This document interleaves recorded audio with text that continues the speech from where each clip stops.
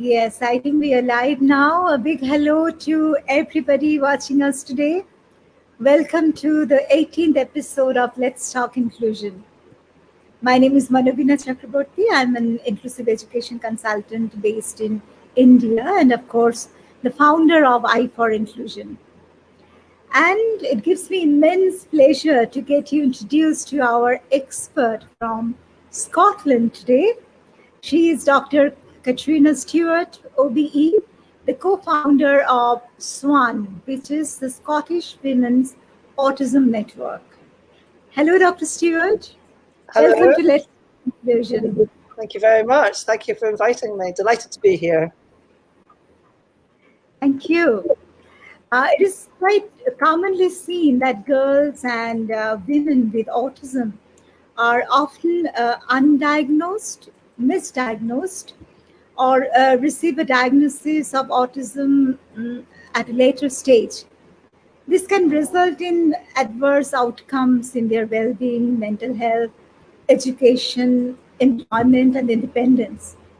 So we thought to take up this topic, autism in women, during this Autism Awareness Month. And of course, Dr. Stewart is the best person to throw some light on this not so simple subject. Before we begin our discussion, Dr. Stewart, could you please tell our viewers a little more about your exceptional life and career? Well, yes, like a lot of autistic people, my adult life has taken quite a kind of winding kind of route. It's not been straightforward. And so I've collected a number of different degrees and professional training and experiences. I've done various kind of things, and I've raised 2 children who are now young adults. I'm very proud of.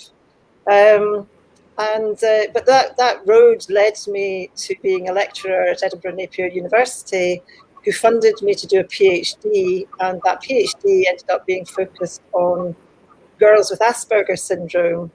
And the rest is history, really, because once I came out and finished my PhD, really very few people were focused on girls or women at all. So suddenly I became a bit of an expert in this field that hadn't really been considered before.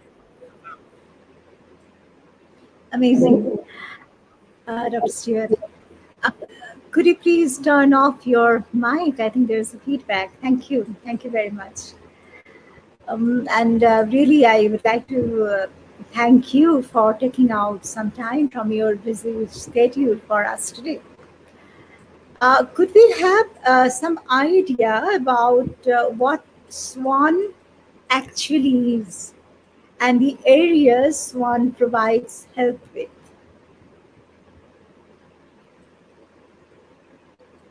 So what SWAN is basically a peer support network, and also a kind of learning hub.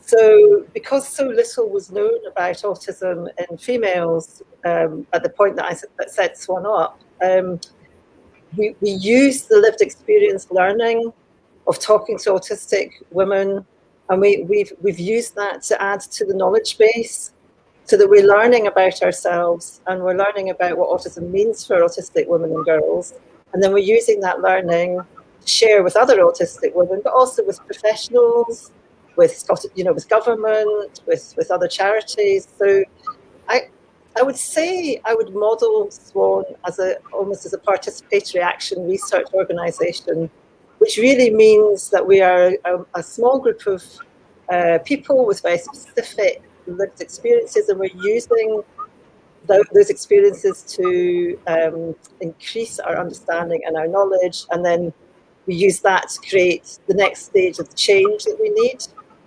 And of course, when SWAN was founded in 2012, there was so little that was known, and absolutely nothing for autistic women or girls. So a huge part of what we actually do is just we offer peer support. So SWAN is mostly run by volunteers.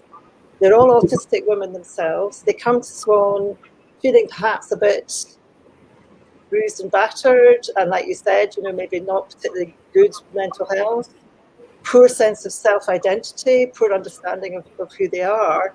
And they get so much out of being with SWAN that quite often women will stay because they want to give back. So it's like a kind of virtuous cycle, if you like. And so we have quite a lot of volunteers who run peer support groups right across Scotland. We also run a private online Facebook forum for autistic women based in Scotland. We've got about 500 members in there. We run, since the start of COVID, we've been running regular webinars for mental health and wellbeing. We have some project funding from Scottish Government, with which we're running an employment project where we support autistic women in the workplace.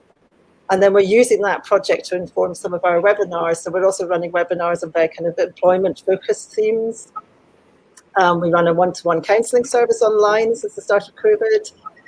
And we're employing autistic professional counsellors to provide that counselling service. So it's kind of a win-win in the sense, because we're employing autistic professionals, but we're also providing that service for autistic women who perhaps are struggling, more than usual because of COVID. So I think that's about it. Oh, and we're part of a very new initiative, which is the National Post-Diagnostic Service in Scotland, which is being run as a pilot and being evaluated to see if we can make a kind of big impact. So that kind of summarises most of what we do, I hope. Yeah, wow. And it is not very common in the world to have this kind of a venture only for the women on the spectrum. So what inspired you co-found SWAN? So when I was studying for my PhD, I realised that there was no research into autistic women or girls at all. There was nothing available. And yet it was really obvious that they existed, because at that point it was autistic women who mostly were writing books about their lived experiences, or they were giving presentations at events and training events. So I thought, well, they clearly exist. I have to say as well, I've been a feminist my whole life. And so I think that also had an impact. And I've got two daughters who at that point were very young. They're, like I say, they're now adults. But I guess I kind of, I tend to focus on the needs of women, because I feel quite often they are marginalised in society generally. But what I would say is autistic girls, it's like we're a marginalised population within a marginalised population. So if autistic people are often marginalised and excluded, and their needs not met, or their human rights, denied them, which does happen, then I would say autistic females are kind of like marginalised even within that marginalised population. So I guess all these things came together. When I completed my PhD, I actually was made redundant from my lecturing post, so I had a whole lot of free time. I had my PhD, I had all this knowledge, and I had a bit of was really passionate about what I'd been learning. And the Scottish Government had just launched their 10-year Scottish Autism Strategy. It was a 10-year strategy.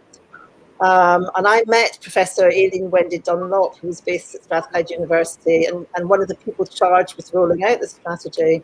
And I said to her, I think we could do with a women's network. And she said, I think you're right. So she helped me set up SWAN. She introduced me to a group of autistic women that she already knew. I didn't actually know I was autistic. I didn't have a diagnosis. Well, I suspected I was, but I didn't actually have a diagnosis till after I'd founded SWAN.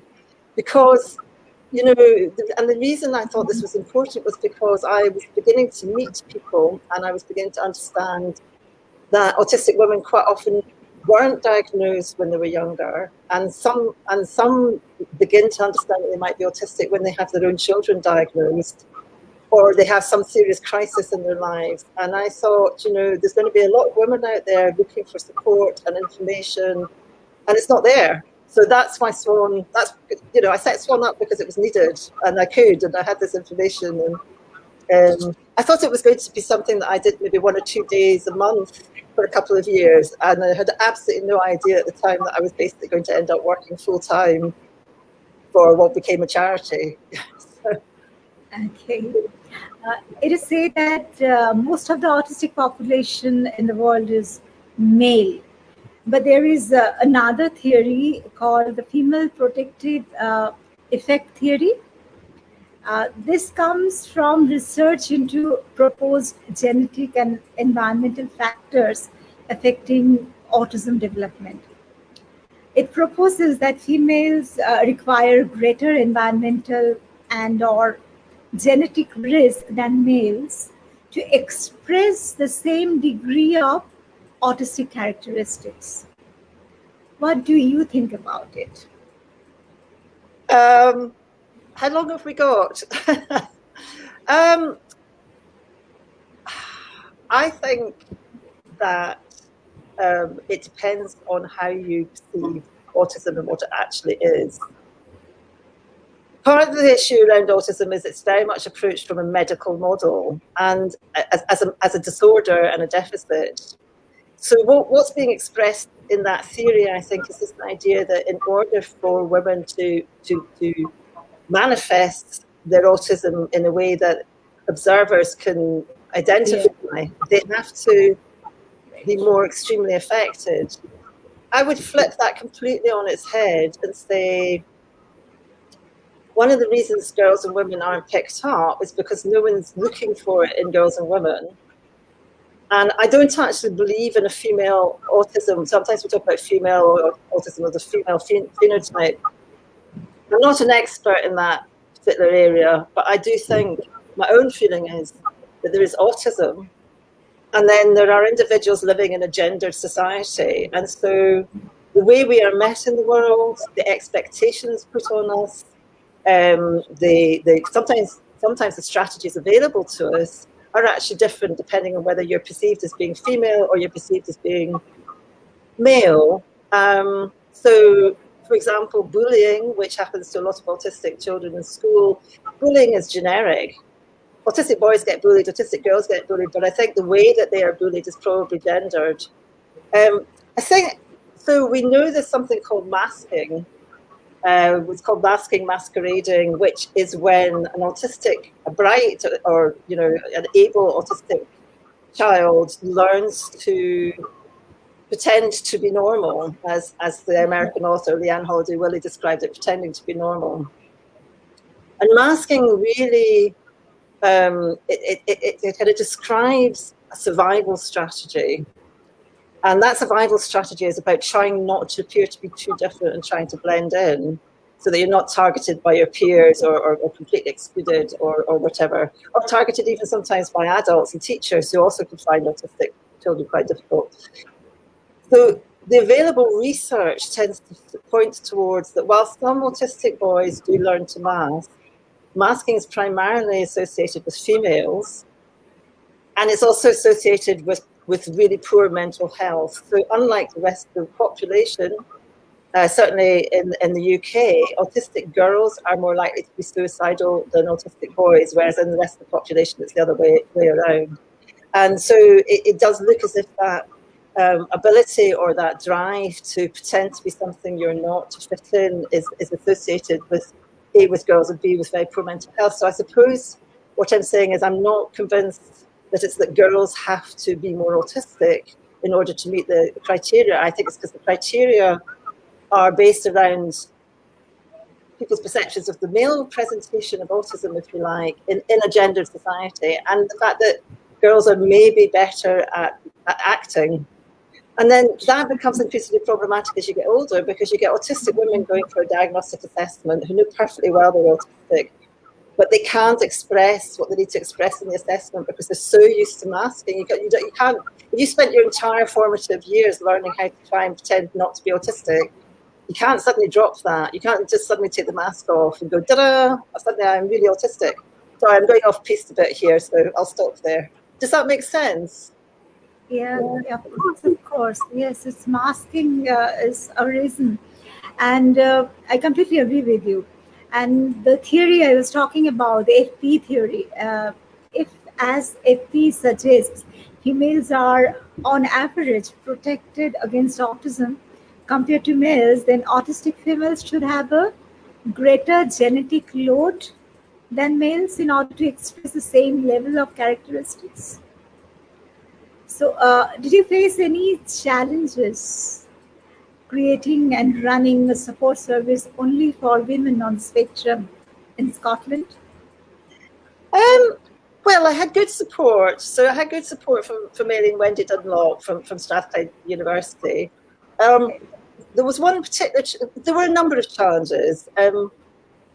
One of the challenges was that it was felt that we should restrict, involvement with SWAN only to women who had a formal diagnosis. So I had to push back against that, because obviously the reason for establishing SWAN in the first place was because I knew how hard it was for women to get access to that diagnosis. And a lot of what we actually do at SWAN is we quite often support women who are going through that assessment process, and they're very welcome to come and talk to the women in SWAN and take part in our events while they make us, while they're making sense of who they really are, no matter what the outcome of that assessment is. I think there were some people who were going, as always happens, when you focus on women, you get people going, but why are you focusing on women? Isn't that a bit sexist? What about men and boys? You go, well, but men and boys are already forefront of the picture, so I'm just trying to redress the balance here. And we still get that sometimes. We still get a bit of, why are you doing this? I think as well, one of the challenges we have is the whole gender identity debate, which I don't know where you're at with that in India, but certainly in the UK, that discussion can get really quite polarized and heated, which is, I think, really sad, because actually I genuinely believe that making autistic females more visible, both to society, but more importantly to each other, has actually allowed some of the conversation to take place about gender that needed to be had. I haven't yet met an autistic woman who hasn't at some point in their life, if not their whole lives, had some difficulties around their gender identity, because we tend not to fit into the stereotype. I was a tomboy, I used to want to go and hang out with my neighbours. I had a friend who was a neighbour, and I wanted to go and hang out with her brother and help him with his Airfix kits. And, I was always skinning my knees and climbing trees and all that kind of stuff. And a lot of autistic women feel that they don't fit the very kind of feminine stereotypes. So that's quite a challenging area for us. But we're doing amazingly well, actually. We do get, I'm operating at a kind of advisory level now. So I was an advisor to an independent review of our Mental Health Act in Scotland. I still am an advisor to the Scottish Government in relation to their Improving Understanding of Autism campaign in Scotland. So I feel very, very privileged now that I'm able to have those conversations at that kind of national level, to put the case to represent my community that I serve. So the challenges are still there, but we are very much an established organisation in the autism world in the UK now. So yeah, so nice. And what is the age group of women and girls who come to you for help? So because we're primarily voluntary run, we've had to really restrict a lot of our meetup groups to 18 plus. It's also because of child protection issues, and also because grown-ups want to have maybe conversations that they might not want to have if there were kind of younger girls there. We were running a meetup group in Glasgow for the 15 plus age group, and they would come with an adult woman, mums mostly. We haven't been able to do that during COVID, obviously, but we are looking into putting something up online so we can continue that support, and we would probably make it 14 plus for the younger ones. So it's mostly adults, with the age ranges from 18 through to 70. I'm in my 60s now, so I'm an old person. But we have had younger girls coming to us for help, and like I say, we did have a Young Swans meetup group. It's brilliant to watch, actually, and I think it's one of the things that we are thinking we really need to start focusing our attention on is actually really getting into schools and working with the school age girls, because I think we feel that's where we're going to make the longer term difference, if we can actually support those girls, because so many of them go into adulthood not achieving their academic potential, with really damaged mental health, a lot of issues. And so if we can get in there early before they leave school, you know, we've got that opportunity to make a big difference. So that's the future. Yeah, okay.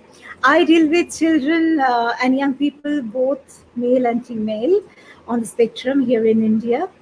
And as you know, I used to work with a secondary school autism unit when I was in Glasgow, Scotland. So, in my professional experience, I always found it a bit challenging to handle adolescent issues in girls on the spectrum. I found them experiencing a lot of sensory issues, more difficulties in communication, and also a lot of social difficulties. Girls exhibit the same symptoms of ASD as boys, but they are expected to be influenced and moderated by socio-cognitive processes.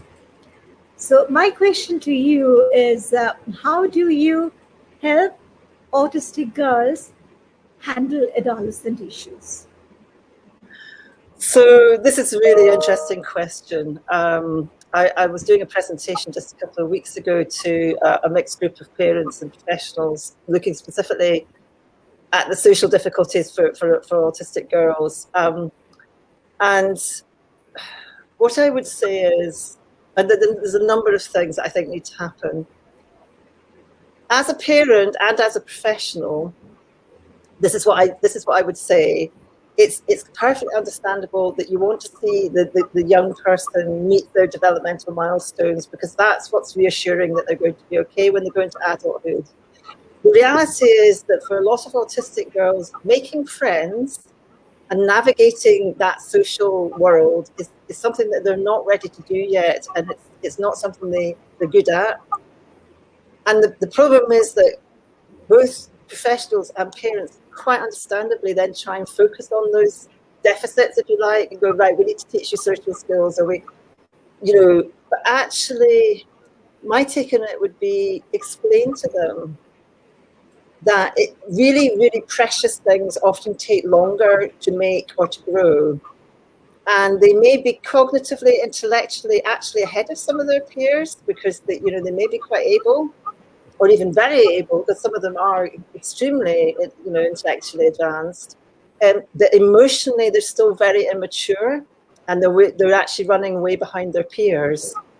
So I think that the thing to do is really try and get them to focus on what their actual interests are and what they're good at, whatever that is, because that is the way that they will actually begin to develop some kind of expertise, perhaps, which might take them into a career. It's the chances are, if they're pursuing things they're really, really passionately interested in, they may make friends because they meet other people who are passionately interested in those things. If we kind of try to keep focusing on the things they can't do rather than the things we can do, then all we're doing is adding to the burden of their sense of poor self-esteem, poor identity, poor mental health. So I don't think there's a magic wand, but I think if you can support them as far as possible in focusing on what they really are interested in. Now, there is another side to that, and in this presentation that I gave the other week, I would say, you can always teach autistic children about things like kindness. As much as anyone else, if you teach them about kindness and about patience and about tolerance of difference, then you're also teaching them skills. They might not be able to be pals with everyone in their class, but at least they can be kind. It's a tricky one, but I think we focus on the wrong things with autistic females quite often. I think we focus on the things they can't do rather than things that they can do. And the other thing I would like to say is role models. And that's one of the things. So one of the things that we've done in SWAN is we've developed a kind of peer mentoring protocol. So we got funding from the Scottish Government to run a 1-year pilot a couple of years ago, which we had evaluated. It ran for a year. We delivered, we trained a group of autistic women to be mentors. We then paired them with their mentees. And again, what I really want to do is get funding to run that kind of project, but in schools, so that we train up some young autistic adults to mentor the younger girls, and maybe even some of the older schoolgirls to mentor younger girls, because what we're really missing is that sense of community and positive relational experiences, and also role models. Because if you know, a lot of the autistic girls have no vision of who they're going to be as adults, because we're not visible. It's one of the reasons why I decided to disclose, actually, because I was really anxious about it, because I thought it might impact on my career because of the stigma attached to autism. But I asked my daughters, and they basically said, "You kind of have to, Mum. You know, you have to let people know, because it's too important." I was kind of explaining that I felt that the autism community was somewhere where a very similar place to where the disability rights campaigns of the 70s and 80s were, you know, that actually we need to start creating an inclusive society that actually makes it possible for autistic people to take part. So we're kind of trying to create social change here. So role models, giving autistic girls role models, saying, look, there are some autistic women, adults out there doing things, having families, doing presentations, having conversations across the globe about inclusion. Very nice, very nice. A few of my young people and their families have faced a lot of difficulties addressing adolescent issues in the last year, because not much help has been available because of the pandemic, and they are home all the time. So I'm sure your advice, your suggestions will be beneficial for them. And we are not in a very good shape in this moment. At present, we are facing the second wave of coronavirus, and it is much scarier than the first one. So parents really need our support. And I think in Scotland, you are gradually getting out of it, aren't you? Yes, well, I've had my first vaccination, and most people now over the age of 50 have had at least their first, and quite a lot are now getting their second. Restrictions are beginning to lift. It's quite strange, actually. I actually went into Glasgow last week to a meeting. It was really quite odd going into a building to have a meeting with real people, and then I've got another one next week. So yeah, gradually, I think there's still a lot of need to be careful. I think we need to not get too overexcited, because I think, you know, we still have a long way to go. But yes, we're certainly I think obviously not in the same situation that you're in just now. So my heart does go out to you, because actually it's horrible and it's tough and it's going on and on. And I think for autistic families, I mean, some appear to have benefited in some ways from lockdown, in the sense that some of those with children who were really struggling at school have actually found that they've relaxed more. But of course, if you're an autistic parent, I mean, how do you get that time to address your own needs if you've got children at home 24/7? I think that must be very hard indeed. I mean, I've said to my own daughters, I absolutely adore them, but I'm so glad I wasn't in lockdown with them. Because, you know, sometimes you just need a bit of space, don't you? Yeah, I think it's been very mixed for the autistic community here. Some people have felt quite anxious that they're losing skills because they're not having to practice those skills, you know, in terms of getting out and about or socialising. Whereas others have just really enjoyed the peace. I think we're very concerned, I think, as a population about rules as well. I don't know about how you feel, but it can be quite hard if we're not clear what's expected of us. And when we are clear about what the rules are, when we see other people not complying, that can be really challenging for a lot of autistic people. Yeah, it's same everywhere. And what help could you provide them during the prolonged lockdown period? Well, say we were running, we have been and still are running regular webinars. I mean, with the emergency funding that I got from the Scottish Government last April, I started running weekly webinars. I mean, it was a bit mad because in terms of my own mental health and well-being, running a webinar every week, that's quite a challenge, as you probably know yourself. But actually, I really enjoyed them, and I know a lot of people seem to get a lot out of them. It was also an opportunity to engage with some of the wider network that I know. So some of the people that I know UK-wide, for example, people like Sarah Hendricks and Dean Beadle. I mean, it was quite nice to be able to employ them to come and do a guest slot. And then we've dropped those webinars down to once a fortnight. And that seems to be working really well. We're doing some very employment-focused themes from the learning that we're getting out of our employment project. Like I say, we've been running a one-to-one counselling service with that emergency funding. The local volunteers, the regional volunteers, have been running their monthly meetup groups online every month. So we've actually been incredibly busy. I think not everyone can access the Zoom calls or the live chats like this, but lots of people can. And in fact, we've increased our reach, both geographically, obviously, because people can join in from all over the country. We've found more autistic women who are also learning disabled who've been able to access our online events, who weren't able to come to our live meetups. So that's been something to think about going forward. I think if you can use a computer, I mean, I think it's a lifeline for a lot of people, being able to make this kind of connection with people, even if it's not in real life. And just we did the same thing because the support services were not available, so we started online sessions, Facebook Live sessions, webinars, weekly sessions we started. And are your webinars, virtual training programs, easily accessible for anybody from any part of the world? Well, no.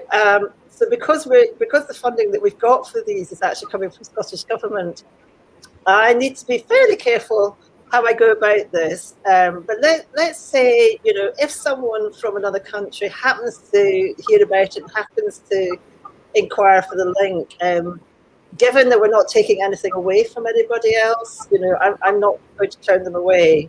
And the reality is some of our webinars have now turned into international events. We've had people coming from Northern Europe and Canada and America. And that brings another flavour to the discussion, which has actually been really, really interesting. So I can't advertise it, but I'm not, like I say, we're not going to turn people away. So okay. So are these available? Some of them are available on your website. I have seen, I think. The Facebook page is probably the best place. Okay. So we have a public Facebook page as well as our private forum. So you can send a direct message there, for example, and just say you'd be interested in accessing the webinars, and someone will get back to you. You can email. So the generic email. So info.swanscotland@gmail.com would get a response. So yeah. So I'm sure our viewers are making a note, whatever you are saying, and I'm sure we'll get to receive an email or two very soon.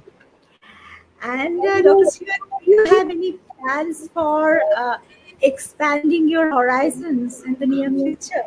Yeah, well, yeah. Well, there's a couple of things. There's SWAN, and then there's what I'm doing. So one of the things we know we have to do at SWAN is we actually do have to.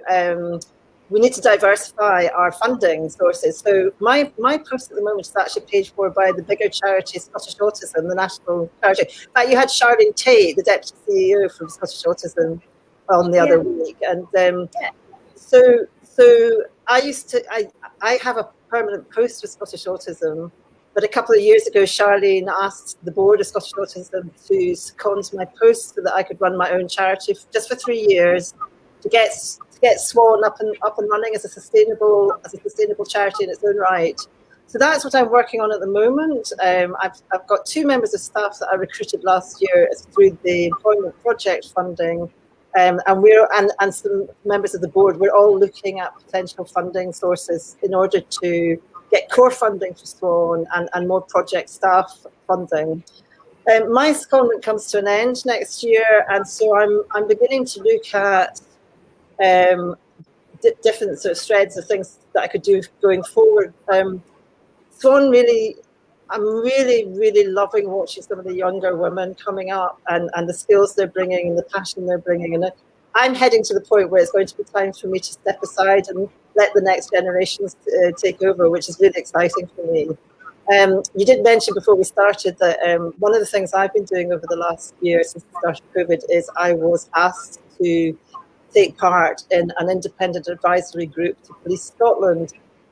And that was specifically a human rights focused group chaired by John Scott QC, who's a human rights lawyer, to kind of oversee and kind of monitor the policing of the COVID legislation, because that legislation stripped the Scottish population of their human rights in a totally unprecedented way, and it happened in the space of about 3 days. So that's been an amazing privilege, a huge learning curve to be involved with. And as a consequence of being on that group, I have now taken on a public appointment as a member of the Scottish Police Authority.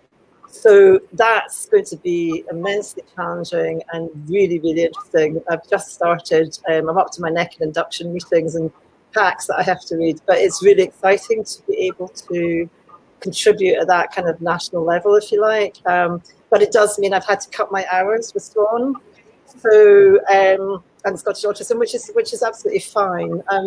I think for SWAN, getting core funding and really beginning to focus on the younger girls, the younger age group, like I was saying earlier, I think that's a really important way ahead. And for me, I'm just going where the river takes me, really paddling like mad. What I was asking is SWAN and Scottish Autism, both the organization deal with Scottish people, right? So do you have any plans to collaborate with any international organization in future? Yeah, no, sorry, absolutely. I think it's the way to go, actually. I think partnership work, collaborative work, working both with other autistic organisations and people, but also with our allies and our supporters and our friends, or people like yourself, organisations like Scottish Autism, absolutely is the way to go. We have been approached by an organisation in England to put online a young person's group, and they work in England and Scotland and Ireland, so we're collaborating with them to see what we can do about that. We're quite often asked if we can help people to set up regional, local SWAN type organisations, and if I could get the funding, I'd be very happy to do that. I love mentoring, and I love seeing people grow, and I would love to see this kind of the developing countries, the organizations in the developing countries need your mentoring. And I will look forward to your decision regarding this, and we are really open for any collaboration in future. Perfect. Right. I think I need to come to India sometime soon. When we're allowed. Sure. When we're allowed. Thank you very much, Dr. Stewart, for your time and valuable inputs. Before we formally conclude today's discussion, would you like to give some suggestions to autistic young women and their families around the world during this uncertain time? I think the message I would have is just believe in yourselves, have faith in yourselves, have faith in the future. This time will pass and things will get better. I know it's rotten at the moment, but it will pass. Have faith in yourself. Don't ever let anyone else tell you who you are. Be kind. And look for role models. Look for the women who are doing really interesting things that you might be able to identify with, because there's a lot of autistic women out there doing really interesting stuff. You just don't know they're autistic. There's a really nice American site called A Mighty Girl that I'm very fond of, that I recommend to people. It's not autism based, it's just everything to do with the amazing things that girls are achieving and women are achieving now, but it also looks at historical figures. So A Mighty Girl. Yeah, just have faith in yourselves. Thank you. Thank you once again, Dr. Stewart. It has been an enriching experience for me talking to you today, and I will look forward to more discussions like this in future. Thank Thanks you a so lot. much. Thank you for asking me. It's been a real pleasure. Thank you. Thank you. And for my viewers, please keep an eye on our Facebook page for another very interesting session in the 19th episode of Let's Talk Inclusion. Life is indeed very uncertain these days, so let us be by one another's side in whatever little way we can. Hope to meet you all soon. Till then, take care and goodbye. Thank you, Dr. Stewart. Bye bye.